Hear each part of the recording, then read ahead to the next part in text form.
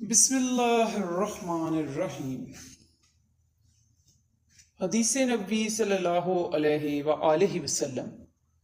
امام مالک نے ابو زبیر سے، انہوں نے سعید بن جبیر سے اور انہوں نے حضرت ابن عباس رضی اللہ تعالی عنہما سے روایت کی۔ انہوں نے کہا رسول اللہ صلی اللہ علیہ وآلہ وسلم نے ظہر اور عصر کو اکٹھا پڑھا اور مغرب اور عشاء کو اکٹھا پڑھا، کسی خوف اور سفر کے بغیر۔ صحیح مسلم حدیث نمبر 1628۔ زہیر نے کہا ہمیں ابو زبیر نے سعید بن جبیر سے حدیث سنائی، انہوں نے حضرت ابن عباس رضی اللہ تعالی عنہما سے روایت کی۔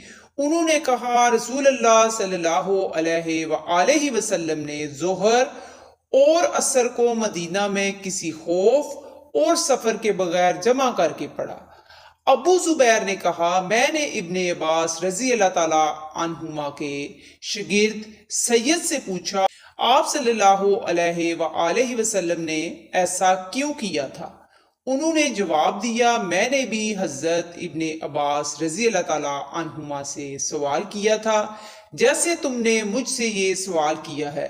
تو انہوں نے کہا آپ نے چاہا کہ اپنی امت کے کسی فرد کو تنگی اور دشواری میں نہ ڈالیں۔ صحیح مسلم حدیث نمبر 1629۔ ابو معاویہ اور وکی دونوں نے عامش سے روایت کی، انہوں نے حبیب بن ثابت سے، انہوں نے سعید بن جبیر سے اور انہوں نے حضرت ابن عباس رضی اللہ تعالی عنہما سے روایت کی۔ انہوں نے کہا رسول اللہ صلی اللہ علیہ وآلہ وسلم نے ظہر، عصر اور مغرب عشاء کو مدینہ میں کسی خوف اور بارش کے بغیر جمع کیا۔ وکی کی روایت میں ہے سید نے کہا میں نے ابن عباس رضی اللہ تعالی عنہما سے پوچھا آپ صلی اللہ علیہ وآلہ وسلم نے ایسا کیوں کیا؟ انہوں نے کہا تاکہ اپنی امت کو دشواری میں مبتلا نہ کریں۔ اور ابو معاویہ کی حدیث میں ہے ابن عباس رضی اللہ تعالی عنہما سے پوچھا گیا آپ صلی اللہ علیہ وآلہ وسلم نے کیا چاہتے ہوئے ایسا کیا؟ انہوں نے کہا آپ نے چاہا اپنی امت کو دشواری میں نہ ڈالیں۔ صحیح مسلم حدیث نمبر 1633۔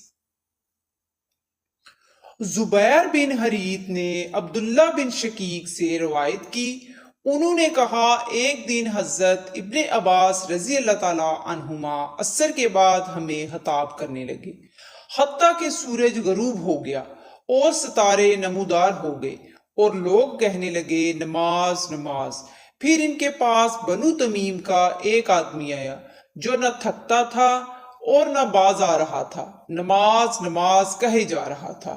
حضرت ابن عباس رضی اللہ تعالی عنہما نے کہا تیری ماں نہ ہو، تو مجھے سنت سکھا رہا ہے؟ پھر کہا میں نے رسول اللہ صلی اللہ علیہ وآلہ وسلم کو دیکھا، آپ نے ظہر و عصر کو اور مغرب و عشاء کو جمع کیا۔ عبداللہ بن شقیق نے کہا تو اس سے میرے دل میں کچھ کھٹکنے لگا، چنانچہ میں حضرت ابو ہریرہ رضی اللہ تعالی عنہ کی خدمت میں حاضر ہوا اور ان سے پوچھا تو انہوں نے ان ابن عباس رضی اللہ تعالی عنہما کے قول کی تصدیق کی۔ صحیح مسلم حدیث نمبر 1636۔ اے اللہ ہم سب کو ان احادیث پر عمل کرنے کی توفیق عطا فرما۔ صلی اللہ تعالی علیہ وآلہ وسلم۔